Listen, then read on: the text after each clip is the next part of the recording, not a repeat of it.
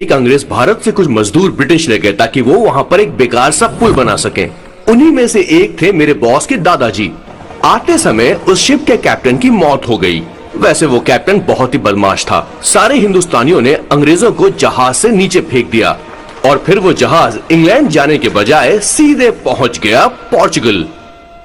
और उन लोगों ने उस जहाज को रिश्वत के तौर पे दे दिया वहाँ की लोकल गवर्नमेंट को, और उसके बदले उन हिंदुस्तानियों को उपहार के तौर पर एक जमीन दी गई जिसका नाम था कैसेंड्रा।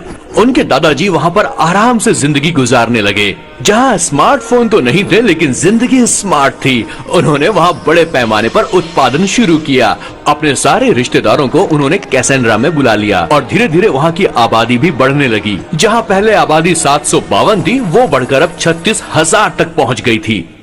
और धीरे धीरे वहाँ पर एक छोटा सा हिंदुस्तान बस गया और वो लोग बातचीत में पुरानी हिंदी भाषा का प्रयोग करते थे, जैसे कि ब्रेकफास्ट को अल्पाहार, गुड आफ्टरनून को शुभ मध्य वेला और गुड मॉर्निंग बन गया शुभ दिन। मैं यहाँ पर पिछले 2 सालों से रह रहा हूँ, लेकिन इनकी भाषा मेरे पल्ले तो बिल्कुल नहीं पड़ती। फिर भी मैं इस भाषा को समझने की पूरी कोशिश करता हूँ। This is the brief history of 1928 Hindi first batch of Cassandra. मेरे बॉस की पूरी कहानी अलग हुई होती अगर उनके दादाजी उस जहाज में नहीं होते, तो फिर क्या होता।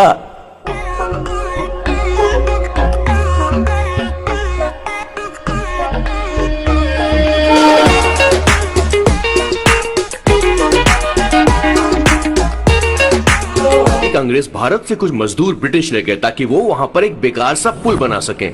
उन्हीं में से एक थे मेरे बॉस के दादाजी। आते समय उस शिप के कैप्टन की मौत हो गई। वैसे वो कैप्टन बहुत ही बदमाश था। सारे हिंदुस्तानियों ने अंग्रेजों को जहाज से नीचे फेंक दिया और फिर वो जहाज इंग्लैंड जाने के बजाय सीधे पहुंच गया पोर्चुगल। और उन लोगों ने उस जहाज को रिश्वत के तौर पे दे दिया वहाँ की लोकल गवर्नमेंट को, और उसके बदले उन हिंदुस्तानियों को उपहार के तौर पर एक जमीन दी गई जिसका नाम था कैसेंड्रा।